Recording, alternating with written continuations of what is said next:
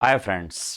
ST number 102 जो Sunday के दिन आपकी हुई थी ऑफलाइन क्लासेस की मदर्स एजुकेशन हब में, उसका सॉल्यूशन देखिएगा। क्या क्वेश्चंस आए थे, किस तरीके से आपके आंसर्स और उनके सॉल्यूशंस क्या होंगे, देखते पढ़ते हैं। देखिए पहला क्वेश्चन क्या है, देखो आपका फर्स्ट वन जो क्वेश्चन दिया था 76 नंबर का क्वेश्चन आपका कि find synonyms of the given word. देखिए पहला वर्ड आपका क्या था, सिनोनिम्स पूछा। वर्ड दिया है आपको ग्रोटेस्क। क्या वर्ड है? ग्रोटेस्क। ग्रोटेस्क का मतलब होता है कोई अजीबोगरीब कोई चीज होती है ना, विचित्र कोई चीज होती है या कोई घिनौनी कोई चीज होती है, बहुत भद्दे किस्म की कोई चीज होती है ना जनरली, उसे हम जनरली क्या कहते हैं? ग्रोटेस्क कहते हैं। क्या कहते हैं?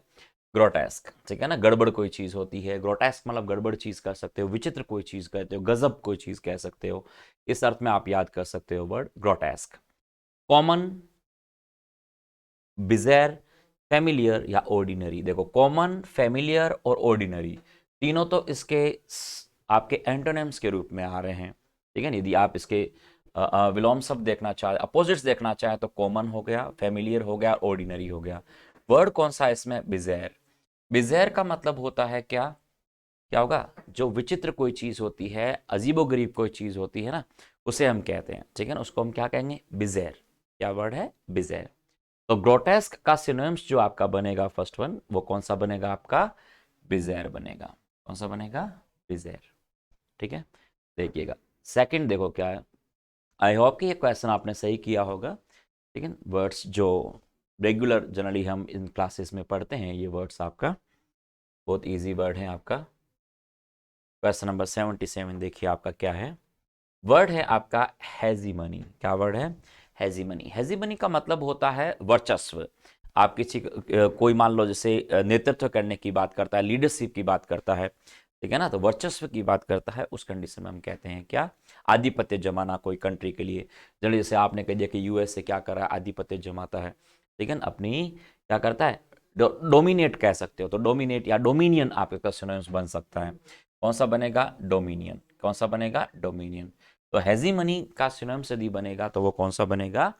डोमिनियन। क्या बनेगा? डोमिनियन।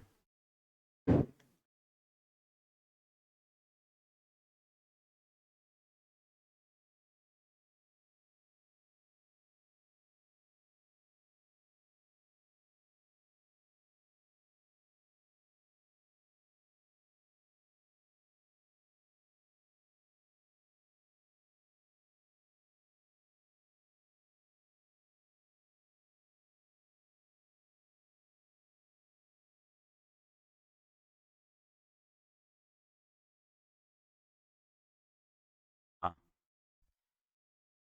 तो वर्ड कौन सा है आपका? डोमिनियन। ठीक है ना, देखिए फर्स्ट वन जो डोमिनियन आपका हेजीमनी, हेजीमनी का सिनोनिम्स आपका कौन सा बनेगा? डोमिनियन। डोमिनेट कोई चीज करता है उसे हम कहते हैं। ठीक है, सबऑर्डिनेशन, सबऑर्डिनेशन का मतलब पराधीनता। आप किसी की पराधीनता स्वीकार करते हो, जनरली पराधीनता, उस अर्थ में आप कह रहे हो। सरेंडर, समर्पण हो गया आपका। ठीक है ना, और सबमिशन मतलब होता है क्या?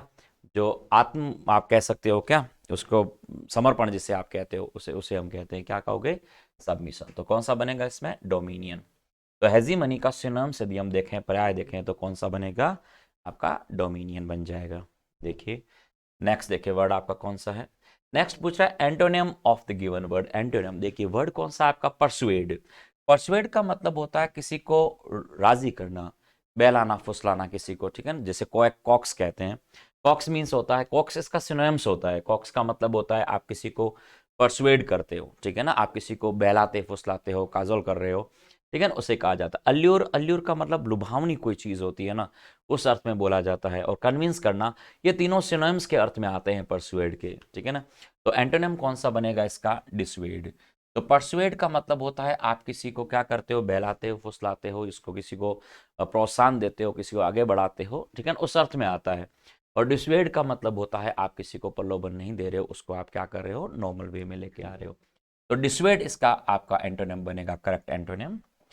अगला वर्ड देखिए क्या वर्ड है? ट्रैक्टेबल।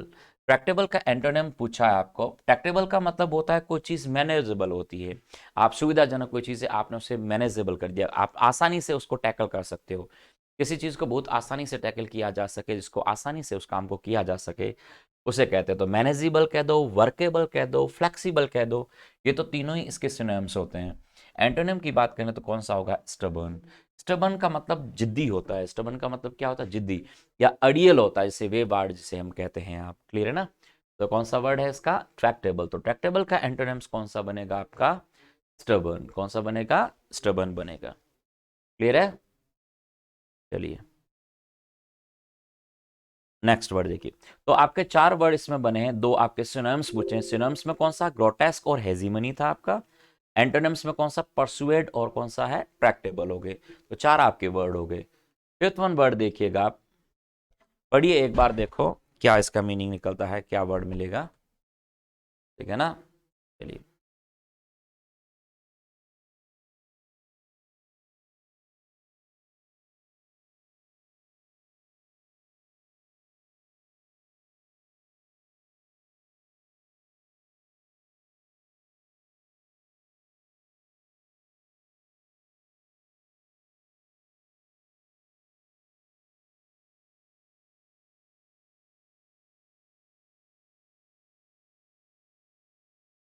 हाँ, सॉरी, देखिए नेक्स्ट देखिए वर्ड आपका क्या है। नेक्स्ट वर्ड क्या है आपका सेंटेंस में? आपको फिल इन द ब्लैंक्स आपको भरना है। देखो सेकंड वन आपका क्या क्वेश्चन बन रहा है। The match will be abandoned. अब सेंटेंस में आगे विल और विल के साथ बी और बी के साथ वर्ब की थर्ड फॉर्म, मींस आपका कंडीशनल सेंटेंस का टाइप कौन सा है? फर्स्ट टाइप है। फर्स्ट टाइप आपका पैसिव वॉइस दे रखा है आपका सेकंड में। तो आपको पता होना चाहिए कि इफ के साथ वर्ब की फर्स्ट फॉर्म लगानी होगी, तब आगे आपको विल के साथ वर्ब की फर्स्ट फॉर्म लगते हैं। फर्स्ट फॉर्म आपने पैसिव वॉइस बनाया है अपने सेंटेंस को, तो एक्टिव लिखो चाहे पैसिव, इससे फर्क नहीं पड़ेगा। आगे विल के साथ फर्स्ट फॉर्म लिखो चाहे विल बी के साथ आपने थर्ड फॉर्म लगाओ। इफ क्लोज में आपको वर्ब की कौन सी वाली फॉर्म? फर्स्ट फॉर्म लगानी पड़ेगी। कंडीशन आपकी टाइप फर्स्ट है, तो आपको कहना पड़ेगा if it rains the match will be abandoned. ठीक है ना? तो इफ इट रेन्स कहना पड़ेगा। इफ के साथ आपको पता है फ्यूचर हम लगा नहीं सकते, विल रेन आप कह नहीं सकते। यदि रेन्ड कहोगे तो आगे यहां पर वुड बी अबेंडन्ड होना चाहिए था, तो ऑप्शन आपका ये बन नहीं सकता। और इफ के साथ में वुड प्लस फर्स्ट फॉर्म का इस्तेमाल हम जनरल वे में नहीं करते हैं, वो हम रिक्वेस्ट फॉर्म में कर सकते हैं। इस कंडीशन फॉर्म में आप इसका इस्तेमाल नहीं कर सकते। तो क्या फिल भरोगे आप इसमें कि if it rains the match will be abandoned. Clear है? टेंस आप कंडीशनल सेंटेंस का टाइप फर्स्ट है आपका। सिंपल सेंटेंस है, ज़्यादा इतना मुश्किल नहीं है। देखिएगा क्वेश्चन नंबर 81 देखिए क्या था। Can you tell me. अब कैन यू टेल मी, अब इसके बाद आपने क्या करा है, सेंटेंस के बीच में डब्ल्यू एच वर्ड ले रहे हो। ध्यान रखना कभी भी सेंटेंस के बीच में कभी भी डब्ल्यू एच वर्ड आते हैं ना, तो वो कंजंक्शन का काम करते हैं। और जब भी वो कंजंक्शन का काम करते हैं तो कंजंक्शन के बाद कभी भी आप इन्वर्जन नहीं कर सकते। इन्वर्जन का मतलब आप कभी भी सब्जेक्ट से पहले वर्ब का इस्तेमाल नहीं कर पाओगे। पहले सब्जेक्ट आएगा, फिर आपको वर्ब लगानी पड़ेगी। तो इसमें आपने सब्जेक्ट से पहले वर्ब कर दी, ये ऑप्शन आपका बनेगा नहीं। इसमें गॉन तो वर्ब आप एज से पहले वैसे भी नहीं आएगी, ये तो वैसे ही गलत है। इसमें भी आपने इन्वर्जन कर रखा है। कौन सा ऑप्शन सही होगा? सी ऑप्शन आपका सही होगा, वेयर ही हैज गॉन। ठीक है ना? ये एक बहुत इंपॉर्टेंट क्वेश्चन और आता है बार बार, बहुत ईजी है, लेकिन सबसे ज्यादा पूछे जाने वाले क्वेश्चन में से एक है। तो ध्यान रखना सेंटेंस के बीच में कोई डब्ल्यू एच वर्ड आपके बनते हैं, या दैट आ जाए, इफ आ जाए, वेदर आ जाए, कोई भी आपका डब्ल्यू एच वर्ड यदि आता है या कोई भी कंजंक्शन आपका बनता है, तो उसके बाद में आपको इन्वर्जन का यूज है वो नहीं करना है। इन्वर्जन आपको यहाँ पर हटाना होगा। क्लियर है? यहाँ जो लगा हुआ क्वेश्चन मार्क है, ये कैन यू यहाँ पर होने वाले इन्वर्जन के लिए आपने क्वेश्चन मार्क लगाया है, ना कि इस क्लोज में आने वाले इन्वर्जन के लिए। तो क्लोज में इन्वर्जन आप नहीं कर सकते, आपको सब्जेक्ट को पहले और वर्ब को बाद में ही करना होगा। नेक्स्ट क्वेश्चन देखो। सेंटेंस है आपका कि more than one person was killed in the accident. आपको नियम पता होना चाहिए कि मोर देन वन का जब भी कभी इस्तेमाल करते हैं, तो मोर देन वन के बाद आने वाली नाउन और वर्ब दोनों ही सिंगुलर होती हैं। तो मोर देन वन के बाद में आपने पर्सन लिखा है, पर्सन आपने सिंगुलर लिखा है, ठीक है, इसमें कोई प्रॉब्लम नहीं है। आपने वर्ब लिखी है, ये भी वर्ब आपकी सही है। यहाँ पर आर का यूज हम कर नहीं सकते क्योंकि ये प्लूरल वर्ब हो गई, वर का यूज हम कर नहीं सकते, प्लूरल वर्ब है। ठीक है? और हैव आपकी प्लूरल वर्ब है, इसका यूज कर नहीं सकते। तो सेंटेंस अपने आप में सही है, सेंटेंस में किसी भी तरह का इंप्रूवमेंट हम नहीं करेंगे। तो मोर देन वन के बाद में आने वाली नाउन और वर्ब दोनों ही कैसी होती है, सिंगुलर होती है, ठीक है ना। यदि आप मोर देन वन की जगह 2 3 4 5 6 कर देते तो उसके बाद में नाउन आपको प्लूरल लिखनी पड़ती है, ठीक है ना। तो more than one person verb is आएगी। आपने इसको यदि आपने ऐसे लिख दिया मोर देन वन, यदि आप मोर देन वन कह रहे हो तो इसके बाद में नाउन आपकी सिंगुलर आती है तो वर्ब भी आपकी सिंगुलर आती है। यदि आपने इसको ऐसे लिख दिया मोर देन वन की जगह आपने 2 कह दिया, 3 कह दिया, 4 कह दिया, 5 कह दिया, तो अब बॉयज करना पड़ेगा। और वर्ब कैसी करोगे, आपको आर करनी पड़ जाएगी, ठीक है ना। तो मोर देन वन बॉय तो वर्ब इज आएगी, और मोर देन 2 बॉयज करोगे तो वर्ब आर आएगी, 2 3 4 5 6 करोगे तब प्लूरल आएगी, ठीक है ना। और यदि मोर के साथ में आपने नाउन लिख दी, यदि आपने मोर के साथ आप नाउन लिख रहे हो, मोर के साथ नाउन लिख करोगे तो वो आपको ऐसे कहना पड़ेगा मोर बॉयज, और मोर बॉयज देन वन आपको ऐसे कहना पड़ेगा, तब वर्ब आपकी आर आती है, ठीक है ना। तो मोर के साथ नाउन लिखोगे तो वो नाउन आपकी प्लूरल करनी पड़ जाएगी बॉयज, ठीक है ना, इस तरह। तो मोर देन वन के बाद आने वाली नाउन जो होती है वो नाउन और वर्ब दोनों ही कैसे होते हैं, आपके सिंगुलर यूज करने होते हैं। क्लियर है। नेक्स्ट क्वेश्चन देखते हैं, देखो क्या है। दीक्षा वॉज सिंगिंग एज यूजुअली। ध्यान देना यहां पर एज का बात करें तो एज के बाद में आप यूजुअली एडवर्ब का इस्तेमाल नहीं कर पाओगे। एज यूजुअल, एज यूजुअल का मतलब यूजुअल एडजेक्टिव होता है, और यूजुअली क्या होती है आपकी, एडवर्ब होती है। तो यूजुअली का इस्तेमाल करोगे तो आपको यहां करनी पड़ेगी वर्ब के साथ, और जनरली इंडेफिनेट टेंस बनाओगे तब यूजुअली का इस्तेमाल करेंगे। यदि आपको एडवर्ब यूज करनी है तो यहां पे हमें कहना पड़ेगा, आमतौर पर ऐसा कहना चाह रहे हो कि जैसा कि हमेशा होता है, तो हमें कहना पड़ेगा एज यूजुअल। क्या कहोगे, एज यूजुअल। ऑप्शन फर्स्ट आएगा, तो दीक्षा वॉज सिंगिंग एज यूजुअल, इसका मतलब जैसा कि हमेशा होता है वैसे वो यूज करेंगे। तो एज यूजुअल का इस्तेमाल आपको ये ध्यान रखना है कि एज यूजुअली नहीं होता है, एज यूजुअल होता है। या आप यूजुअली यूज कर सकते हो, यूजुअली का इस्तेमाल आप किया जा सकता है। यूजुअल एक एडजेक्टिव होता है, यूजुअली आपकी एडवर्ब होती है, ठीक है ना। लेकिन यूजुअली का इस्तेमाल ऐसे नहीं, यूजुअली का इस्तेमाल करना हो तो आपको इस तरह करना पड़ेगा कि दीक्षा, और आपने इस तरह बोल दिया कि यूजुअली सिंग्स, और आपने कह दिया क्या, सॉन्ग्स। इस तरह यूज करोगे तब यूजुअली का इस्तेमाल किया जा सकता है। यदि आप ऐसा कहना चाह रहे हो कि जैसा कि हमेशा होता है, आमतौर पर ऐसा होता है, तो हमें कहना पड़ेगा एज यूजुअल। क्या कहोगे, एज यूजुअल, तब जाके वो इस्तेमाल होता है। यूजुअल की एक दो चीजें आप देखो ध्यान में रखना। यूजुअल का इस्तेमाल जब आप करते हो ना, यूजुअल का भी पैटर्न हो, यूजुअल एक एडजेक्टिव होता है, तो एक एडजेक्टिव में इसका भी ध्यान रखना, आर्टिकल ए लगा के भी एरर दिया जाता है। कभी भी ध्यान रखना, एज अयूजुअल नहीं होता, आप अयूजुअल का इस्तेमाल आप कभी नहीं करते हो। ये हमेशा पूछा जाता है, एक एक इस पैटर्न पे क्वेश्चन आता है। एक ध्यान रखना, यूजुअल यूजुअल का इस्तेमाल करोगे तो आर्टिकल द के बाद ही होता है, या तो आर्टिकल द का एज यूजुअल, या ऐसे कहते आर्टिकल या कोई पजेसिव आ जाएगा, जैसे माई माई यूजुअल आपने कह दिया, ठीक है ना, माई यूजुअल कह दिया आपने इस तरीके से, तो या तो आर्टिकल आएगा या पजेसिव आता, आर्टिकल द या पजेसिव, उसके बाद में यूजुअल का इस्तेमाल होता है। अयूजुअल भी नहीं होता, एज यूजुअल होता है, इसमें प्रॉब्लम नहीं होती है, ठीक है ना, ये आपके आता रहता है, ठीक है। एक यूजुअल के बाद में दैट का इस्तेमाल भी नहीं होता, ये भी ध्यान रखना। यूजुअल यूजुअल का इस्तेमाल किया जाता है और उसके बाद दैट लगा के भी एरर देता है, तो यूजुअल के साथ दैट नहीं आता, ये बात हमेशा ध्यान रखना। तो यूजुअल के दो तीन नियम देखो, एक तो एज यूजुअली नहीं होता, यूजुअली होता है, या एज यूजुअल होता है, दो तरीके हैं। यूजुअल का इस्तेमाल करो, यूजुअली का इस्तेमाल करोगे तो आपको वर्ब के पहले यहाँ पे करना पड़ेगा। एज यूजुअल सेंटेंस के एंडिंग पॉइंट में वर्ब के बाद में किया जा सकता है, ठीक है। तीसरी बात आपको ध्यान ये रखना है कि यहाँ पर यूजुअल से पहले आर्टिकल ए नहीं आता। अयूजुअल आप अयूजुअल या एन यूजुअल नहीं करते, या तो द यूजुअल कहते हैं, या माई यूजुअल, हिज यूजुअल, हर यूजुअल, इस तरीके से आप यूज है वो कर सकते हो। एक एक और तरीका कि यूजुअल के बाद में कभी भी आप दैट का इस्तेमाल नहीं करते हो।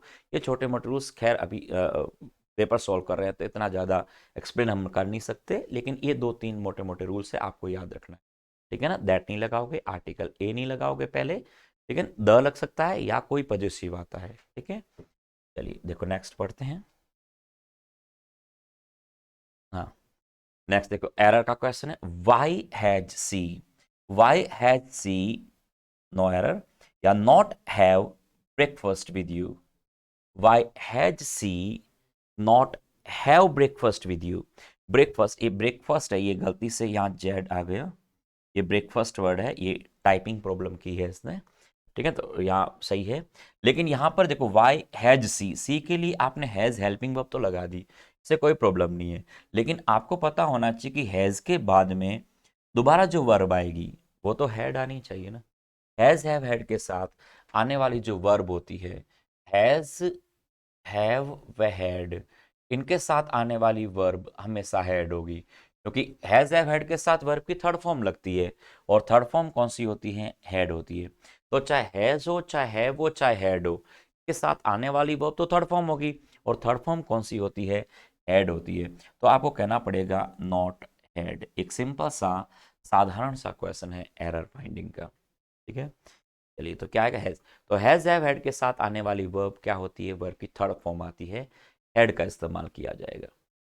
ओके, क्वेश्चन नंबर 85 देखिए क्या लिखा हुआ है, I have got plenty of other things to do beside talking to you. आपके तुमसे बात करने के अलावा मेरे पास और भी बहुत सारे काम हैं। तो क्या कहा आपने, I have got plenty of other things to do beside talking to you. Beside का मतलब होता है बगल में, बिसाइड जो वर्ड प्रेपोजिशन यूज करते हैं इसका मतलब होता है बगल में, और एक होता है बिसाइड्स। बिसाइड्स का मतलब होता है इन एडिशन टू, के अतिरिक्त, ठीक है ना। तो बिसाइड्स मतलब होता है के अतिरिक्त, तो बिसाइड नहीं आएगा। बिसाइड का मतलब तो बगल में होता है, आपको कहना पड़ेगा बिसाइड्स। क्या कहना पड़ेगा, बिसाइड्स।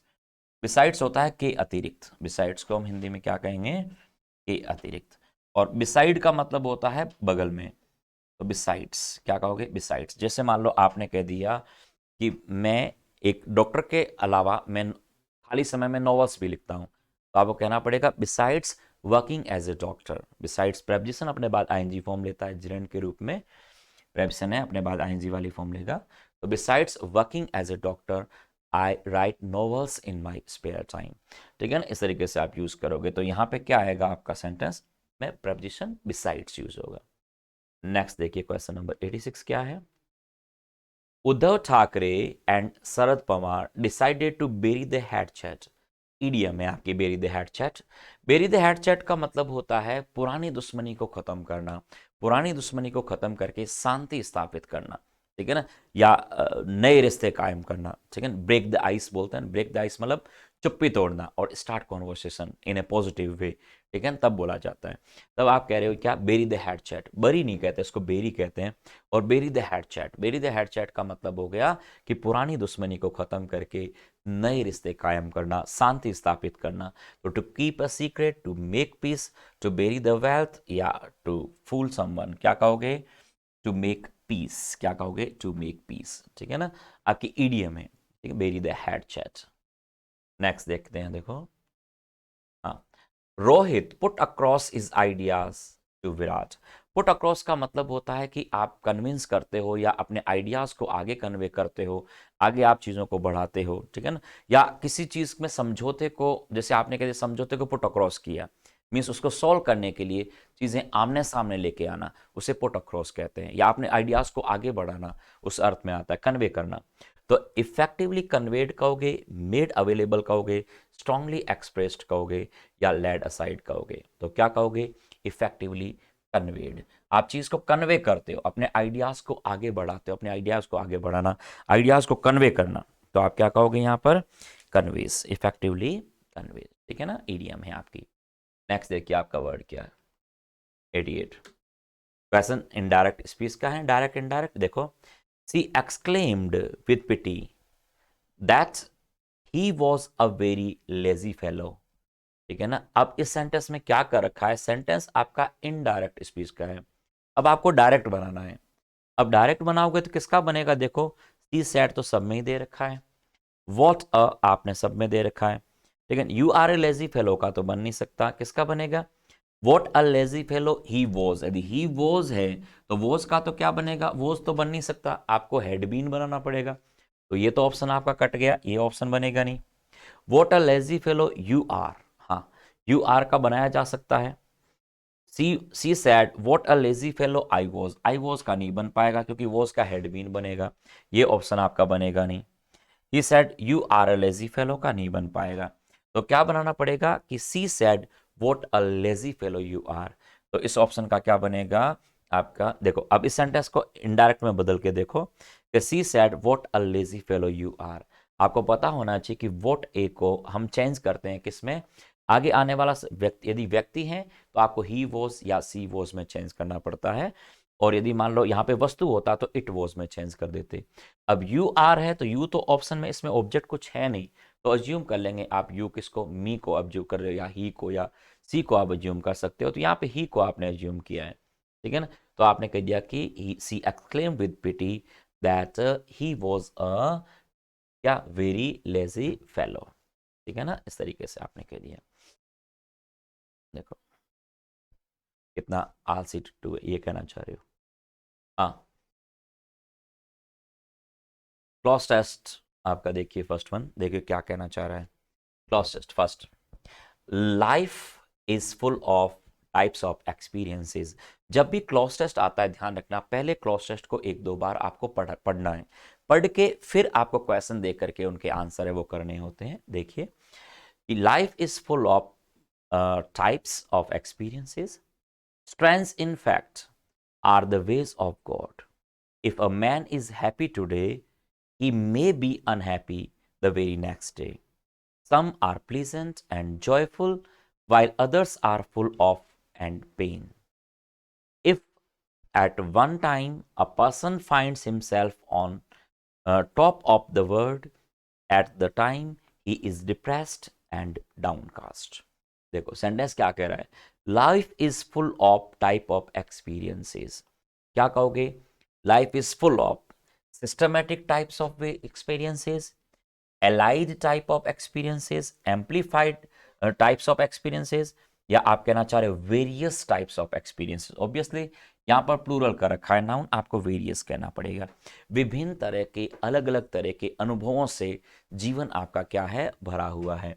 तो life is full of various types of experiences, आपके अलग अलग तरह के अनुभवों से जीवन जो है वो आपका क्या है, वो भरा हुआ है, ठीक है ना। आप यदि सिस्टमेटिक कहना चाह रहे, सिस्टमेटिक कहोगे, सिस्टमेटिक तो आप कह रहे कि व्यवस्थित तरीके से भरा हुआ है, व्यवस्थित तरीके तो आपका वो सिस्टमेटिक टाइप ऑफ ऐसे बोलना पड़ेगा, ठीक है। तो इस सिस्टमेटिक व्यवस्थित के तरफ में आप नहीं कहना चाह रहे हो, ठीक है। आप एलाइड कहो या एम्पलीफाइड, एम्पलीफाइड तो विस्तार होना, ध्वनि विस्तार होता है ना, एम्पलीफायर होता है, एम्पलीफाइड से आपने क्या कर दिया, विस्तार कर दिया, ठीक है। और एलाइड किसी से संबंधित होता है, और एलाइड क्या कहोगे, संबंधित। तो सिस्टमेटिक होगा नहीं यहाँ पर, एलाइड होगा नहीं आपका, एम्पलीफाइड होगा नहीं, क्या कहोगे, वेरियस एक्सपीरियंसेस। तो आपका लाइफ जीवन जो है बहुत अलग अलग तरह के अनुभवों से भरा हुआ है। Strange in fact are the ways of God, जितने भी आप सरप्राइजिंगली बात की जाए या स्ट्रेंज ये चीज़ है, या इनफैक्ट यदि हम बात करें तो ये सब क्या है, भगवान के रास्ते हैं, भगवान के देन है, ये कहना चाह रहे हो। If a man is happy today, he may be unhappy the very next day. यदि कोई व्यक्ति है वो यदि क्या एक दिन यदि खुश रहता है, यदि वो हैप्पी रहता है, तो दूसरे ही दिन हो सकता है कि वो क्या बन जाए, अनहैप्पी हो जाए। क्या कहोगे, क्वाइट अनहैप्पी, क्विट, क्विट तो छोड़ने के अर्थ में आता है, क्विट आपका आएगा नहीं, मेजर और मैनी कहेंगे नहीं, तो क्या कहोगे, क्वाइट। क्या कहोगे, तो if a man is happy today may be quite unhappy the very next day. आप कह रहे हो कि एक दिन कोई व्यक्ति खुश है तो हो सकता है कि अगले दूसरे ही दिन वो व्यक्ति क्या हो सकता है, नाराज हो सकता है, अनहैप्पी हो सकता है, ठीक है, उदास हो सकता है, ठीक है। देखो अगला वर्ड क्या कह रहा है, some are pleasant and joyful while others are full of and pain। देखो आप कहना चाह रहे हो सम, क्या कहोगे, rituals are pleasant, some customs are pleasant, some experiences are pleasant, या सन क्या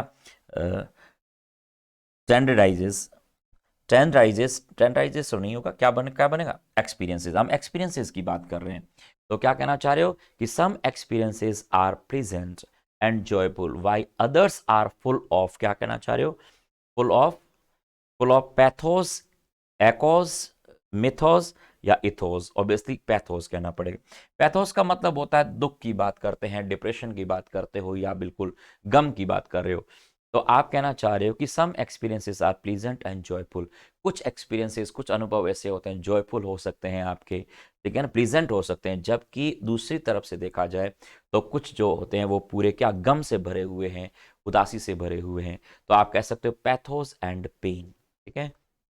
अगला क्या कह रहा है देखो, if at one time a person finds himself on top of the world, एक तरफ व्यक्ति को लगता है कि वो क्या है, टॉप ऑफ द वर्ल्ड है, वो अपने आप में ऊंचाइयां छू रहा है, वहीं दूसरी तरफ क्या कहना चाह रहा है, at the time, at the what time, at the secondly time, at the other time, at the most time, at the alternate time.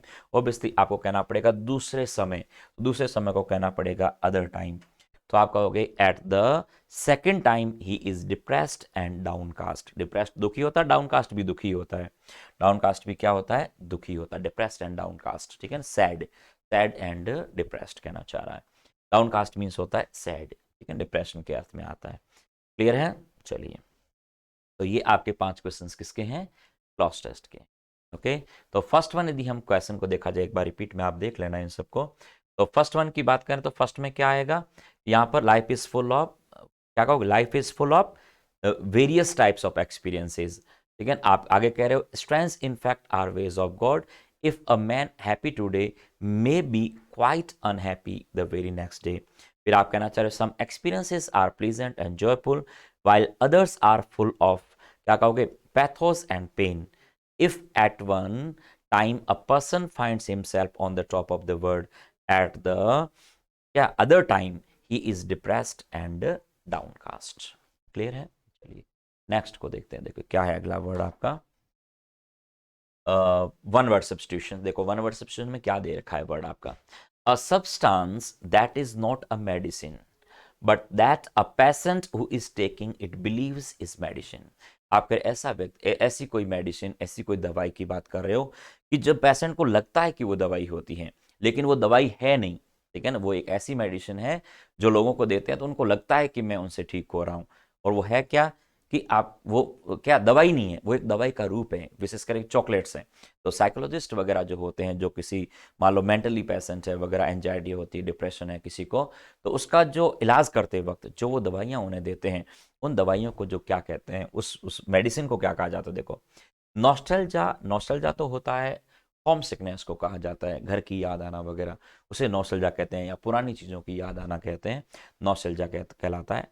Plus placebo, placebo आपका वर्ड है आपका, तो प्लासिबो इसका आंसर होगा, क्या होगा, प्लासिबो। प्लासिबो ऐसी दवाइयाँ होती हैं जो क्या करते हैं, मनोवैज्ञानिक जो जितने भी होते हैं साइकोलॉजिस्ट, वो आपके पेशेंट को देते हैं, ठीक है, ताकि उसका डिप्रेशन, एंजाइटी वगैरह, स्ट्रेस वगैरह ठीक हो। हालांकि वो दवाई नहीं होती, वो दवाइयों का क्या होता है, केवल एक रूप मात्र होता है, ठीक है ना, तो उसे हम कहते हैं प्लेसिबो।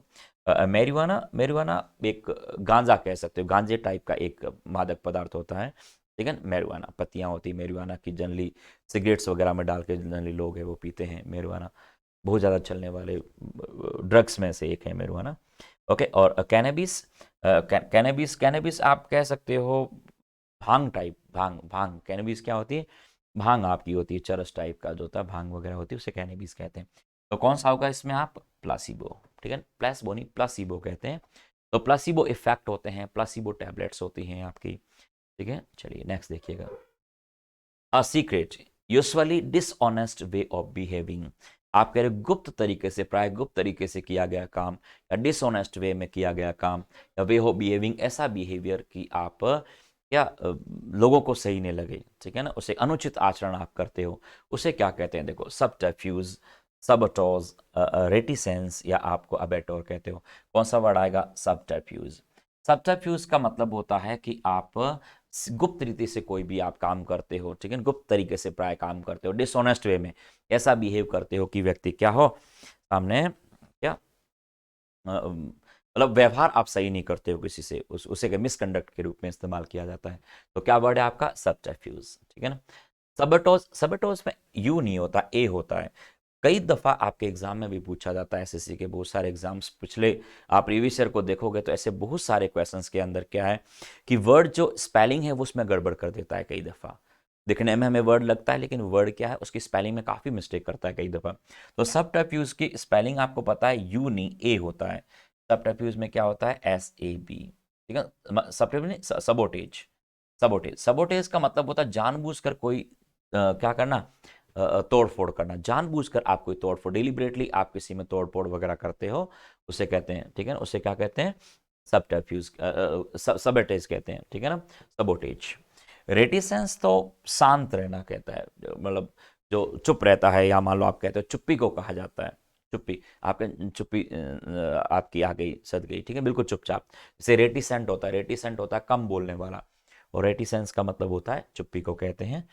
और अबेचौर स्लॉटर हाउस होता है, ये कसाई खाना जो होता है, उसे हम कहते हैं क्या, अबेचौर, अबेटोर, अबटवा कहते हैं इसको, क्या कहोगे, अबटवा। अबटवा का मतलब होता है स्लॉटर हाउस, कसाई खाना जो होता है उसे हम अबटवा कहते हैं। तो वर्ड कौन सा है आपका, सबटरफ्यूज। नेक्स्ट देखिए वर्ड कौन सा है आपका, rearrange the parts of the sentence. आपको PQRS जो सेंस है आपका, PQRS नहीं, सेंटेंस रीअरेंजमेंट है। देखिए सेंटेंस रीअरेंजमेंट में क्या अरेंजमेंट बैठता है आपके सेंटेंस का, देखिए फर्स्ट वन, बोलिए। देखो, in a big move, in a big move मतलब शुरुआती में एक बहुत बड़ा एक्शन लिया है, किसने, आफ्टर ट्रेडिंग हिम, किसको ट्रेड कर रहे हो, दिल्ली कैपिटल के लिए, ये ऑप्शन नहीं बनेगा। Rajasthan Royals have ended their 7 year old association with Ajinkya Rahane, ठीक है।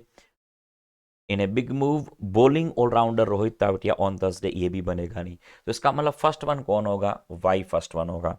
वाई फर्स्ट वन किस में है, एक तो फर्स्ट में है, एक डी में है, इसका मतलब सेकंड हट गया और सी हट गया, आपका बी और सी ऑप्शन आपके बनेंगे नहीं। ऑप्शन पहला कौन सा बनेगा, वाई बनेगा। अब इसके अकॉर्डिंग देखो कि in a big move Rajasthan Royals have ended their 7 year old association with Ajinkya Rahane, आपके राजस्थान रॉयल्स ने अपने जो 7 साल का जो एसोसिएशन, जो सांठगांठ थी किससे, अजिंक्य रहाणे से, आपकी जो कॉन्टैक्ट था वो आपने एंडेड किया है। उसके बाद क्या कहना चाह रहे हो, रहाणे। फिर आप कह रहे हो कि ये तो कंक्लूजन पार्ट है, आफ्टर ट्रेडिंग हिम, किसको, रहाणे को, अब trading him with Delhi Capitals, Delhi Capitals में चले गए अजिंक्य रहाणे, राजस्थान रॉयल्स को छोड़ के दिल्ली कैपिटल में चले गए। Leg spinner Mayank Markande and, देखो यहाँ एंड से जोड़ा है, इसका मतलब आप किसी को और को जोड़ोगे, तो आप व्यक्ति को आप किसी वस्तु से इससे जोड़ नहीं पाओगे, संस्था से। तो क्या कहना चाह रहे, spinner Mayank Markande and bowling all rounder Rahul Tewatia on Thursday. तो कौन सा आएगा, एक्स के बाद वापस क्या आएगा, जेड आएगा। तो वाई, एक्स और जेड होना चाहिए। वाई, एक्स और जेड किस में आ रहा है, इसमें वाई के बाद जेड एक्स है, ये आएगा नहीं, वाई, एक्स और जेड आएगा, कौन सा, फर्स्ट वन। तो इसके अकॉर्डिंग पढ़ लीजिए एक बार कि in a big move Rajasthan Royals have ended their 7 year old association with Ajinkya Rahane after trading him with Delhi Capitals, leg spinner Mayank Markande and bowling all rounder Rahul Tewatia on Thursday. ठीक है, बहुत सा इजी सा, एक आसान सा इसका मीनिंग है, देखिएगा। तो कौन सा ऑप्शन बनेगा, first one, Y, X, Z. I hope कि ये तो आपने क्लियर किया होगा। देखिए नेक्स्ट, हाँ पढ़िए, देखिए,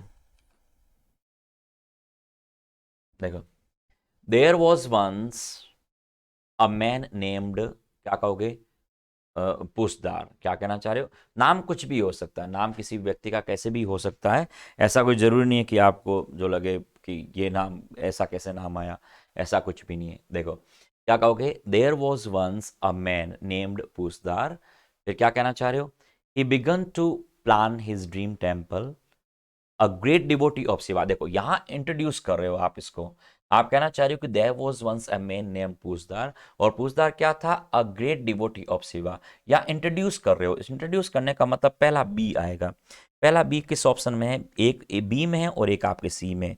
इसका मतलब पहला और ये नहीं हो सकता, इन दो में से एक आंसर होगा। देखो आपका आगे क्या कह रहा है, देखो ही से होगा नहीं, क्योंकि आप इसे कह रहे हो तो फिर दोबारा आप ये यहाँ भी इंट्रोडक्शन दे रहे हो आप सेंटेंस में।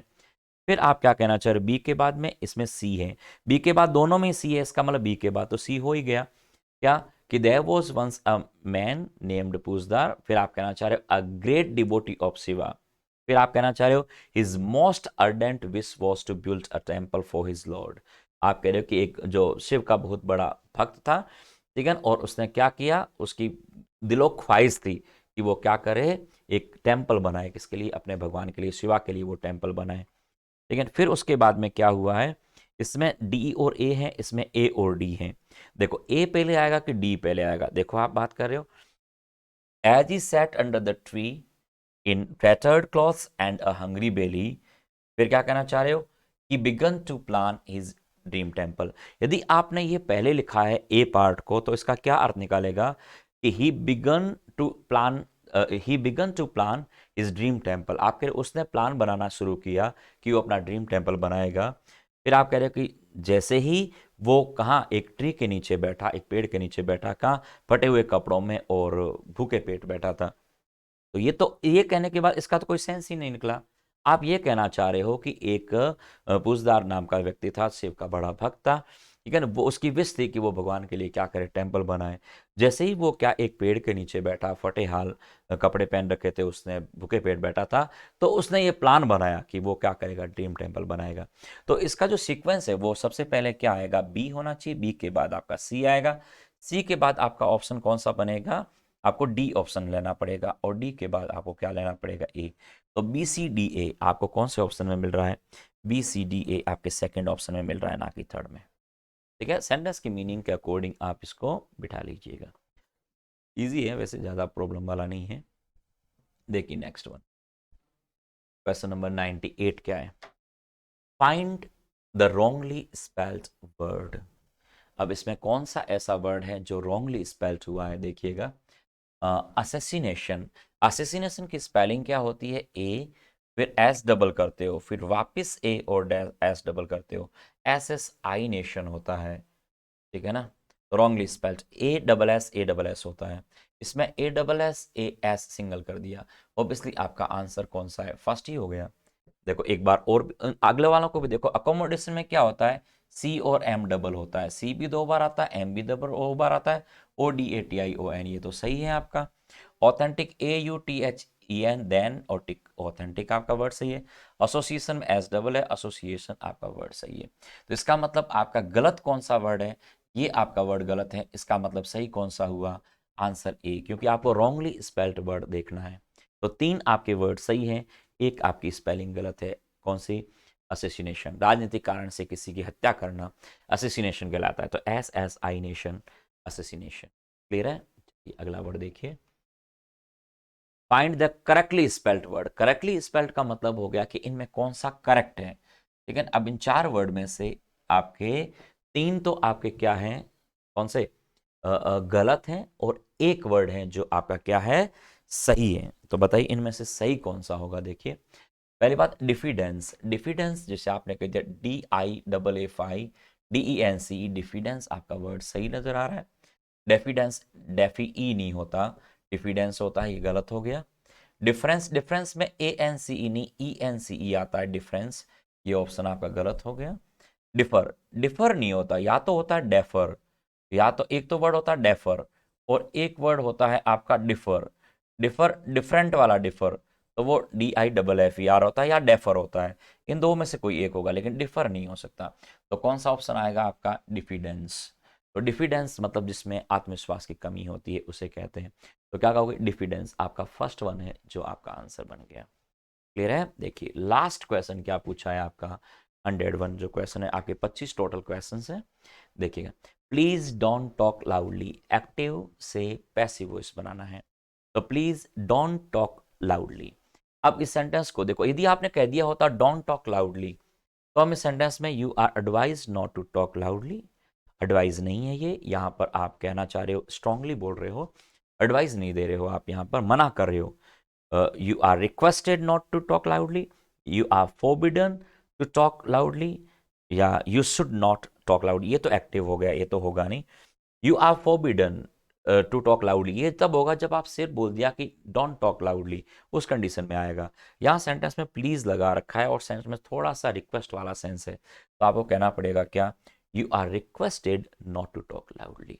ऑप्शन कौन सा बनेगा, बी आपका ऑप्शन है वो बनेगा। क्लियर है। ओके, तो ये था आपका क्या, जो 102 102 नंबर का जो आपका संडे के दिन जो आपका टेस्ट हुआ था उसके आंसर। क्लियर है। मिलते हैं अगले वीडियो में, ठीक है ना, 103 के सॉल्यूशन के साथ नेक्स्ट संडे। ओके, तब तक के लिए बाय बाय।